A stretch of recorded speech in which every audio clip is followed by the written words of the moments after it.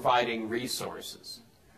5% of students maybe can do it just on the basis of resources alone. But if you look at each of those other analogies, there is a skilled person or a skilled student model or a group of peers that's providing a lot of individualized support.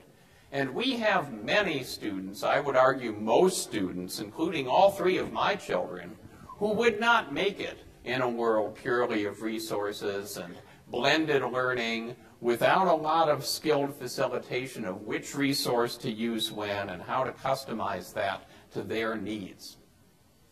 So what I would put forward is a new platform for learning. What would make New Mexico different is thinking about creating an ecology for students, an ecology of learning in which they can wander through a rich kind of environment in which there are many types of learning experiences, each in its own niche, but each interacting with other niches in the way that species interact with one another in an ecosystem, so that you get a cumulative effect and a kind of building from one to the next in order to make that kind of learning possible. I don't believe that we can take the current system and retrofit it somehow to become that kind of ecology. Right now, what I build out of necessity is add-ons to the current system. What you've heard about at the conference so far is add-ons to the current system. I think that under this new model, I would have to reinvent everything that I've done, and frankly, that we would have to reinvent every single one of the programs we'd heard about to reconfigure it in some kind of an ecological metaphor. But that's what I think it's going to take, and that's how different we're going to have to be. Wow. Well, okay, 1 second. Yeah. I want to see about our room change agents. See how people are feeling today. Jumping on or jumping in. Need a drum roll. Yes. and then I want to put up the second question, the next question, and then. Yeah. Wow. Whoa. Bravo. Wow. Yes. Something different's happening in New Mexico. All right, Mr. Gordon Freedman, you wanted to make a quick comment. You know, my colleague says stuff about the software. He's been involved in it, and he's done some magical things. But he hasn't got to this ecosystem. And I also want to remind him that global warming is affecting our other ecosystem. But let me refine what I think he's saying about ecosystem. So we have a traditional education structure. We all know it. We live it. We have put a lot of software and hardware out there, and it hasn't changed the world, to Chris's point. We're adding on to things. So I'm going to introduce a new word into this dialogue and say, Chris, I don't know about your ecosystem because it's hard to go build one. The one we have is challenged. But I do think there's a missing component. Software, hardware, mindware. This issue is not about technology any longer.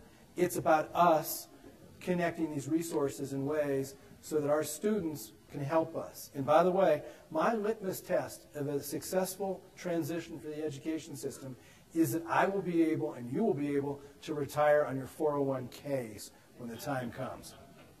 Very good, very good. I'm going to keep us moving along because we have a lot of ground we want to cover, so I'm going to transition a little bit. I'm hoping that everyone's responding quickly here to what they are thinking about the biggest challenge to the current model is. I'd like to see those results in just a second. And Mark, do you want to make a quick comment about Sure. the response to the ecosystem? I embrace Chris's notion of customization, and we just add to it a little bit by saying it doesn't go far enough and mainly because systems that thrive tend to have complete feedback loops. And so I think one of the characteristics of the system that Chris is aspiring to and that I think Gordon is speaking to as well would be that the nature of the interactions would feature complete feedback loops and that all of the stakeholders would be involved. You know, for instance, they just released the National Assessment of Educational Progress, which was largely giving feedback to students. What would happen if we reversed that? Would the system become dynamic enough if we had a national assessment of instructional progress or parent engagement or whatever, and all of the stakeholders were providing feedback about each other through the ecosystem that Chris is talking about. I believe if that were to take place, that the system would be dynamic and evolving, and that the internal tensions for everybody to grow and learn would help us achieve some of the aspirations that I think are present in this room. Excellent. Okay, good. Let's see these results. I am going to transition us, though, because we're talking about a new system, or talking about characteristics of the system, an ecosystem. But at the end of the day, if we're going to educate anyone, we're really talking about engagement. If we're going to do things differently, we need to think about engagement. So I didn't get to see. Sorry. What was our vote? Resources? Oh, relevancy and individual. Ooh, got some followers. Good. Excellent. Excellent. Okay, good. Thank you for that. All right, I'm going to put the next question up about engagement. And Gordon was speaking yesterday. We all know that one word. If you ask kids to describe school, what do they say? Boring. Not having any fun. But I want to talk about engagement. I want to perhaps address it in a more granular level. We're losing kids. We have big dropout rates across the country. This is a situation plaguing all school districts, and I'm going to start with you, Chris, just about addressing dropout, keeping kids engaged. This spring, I taught a new course at Harvard called Engagement and Learning, Technologies that Invite and Immerse. And in preparation for that course, I went back to the social psychology literature that has a very rich research base on engagement, motivation, and flow, and read about 50 of those articles to find the 8 or so that I wanted my students to use. And there were 2 big counterintuitive lessons that came out of that literature. I taught the course because I was tired of hearing people say, let's just make learning fun. The fact of the matter is that a lot of learning is hard, not always fun, and that sometimes fun gets in the way of learning. And that's 2 very clear findings from the social psychology literature support this. The first is that you want intrinsic motivation, not extrinsic motivation. And so if you start by bribing somebody to do something, you'd better be pretty quick to move to sources of internal motivation if you want to be able to keep them sustained with it. My analogy would be a restaurant. You open up a new restaurant. This is probably a hard time to do that in the bad economy. So what do? Well, you make the exterior kind of unusual and interesting in terms of its architecture, so people might stop.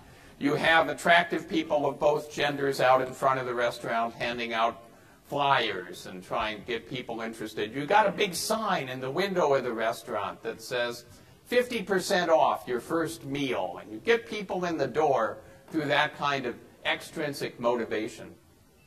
But if the food isn't good, or the service sucks, or they don't serve the kind of thing that you like to eat, people are not going to come back despite all of those gimmicks. And I think too often we stop in thinking about motivation with the gimmicks, and we don't get right down to the core of what students need. Now, what makes this hard is feedback. Yes, Mark is right about feedback, but he's half right about feedback. Again, for the purposes of our debate. There's a big contrast between motivation for mastery and motivation for performance. So when kids come in to school, they're curious, they're alive, they're engaged with the world, they're very interested in mastery. And a lot of what we do in elementary school keeps them motivated because they're mastering different kinds of things.